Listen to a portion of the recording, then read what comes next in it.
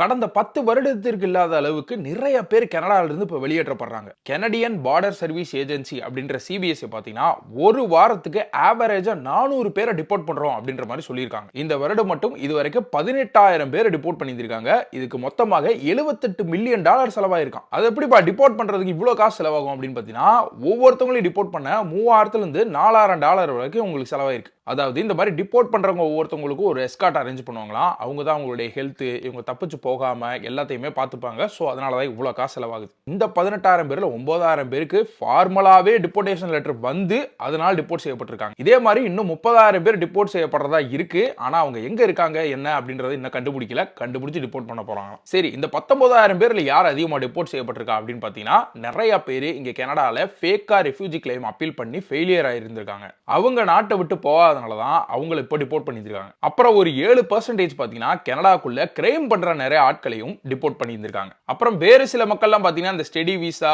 Work permit, visit விசாலாம் over stay பண்ணவங்க deport பண்ணப்பட்டிருக்காங்க. டெமோகிராஃபிக் வைஸ்ல பார்த்தீங்கன்னா மெக்சிகன்ஸ் அண்ட் இந்தியன்ஸ்லாம் இதுல டிபோர்ட் செய்யப்பட்டதா சொல்லப்படுது. இதற்கு முக்கிய காரணம் பார்த்தீங்கன்னா அடுத்த வருடம் ஏப்ரல் மே போல பில் C12 அப்படின்னு ஒன்று கனடியன் பார்லிமெண்ட்ல பாஸ் ஆக போது அது டைட் இமிகிரேஷன் பாலிசிஸை கொண்டு வரும். ஸோ அதனுடைய ஒரு கட்டமாக தான் இப்போ டிபோர்ட் செய்யப்படுறாங்க.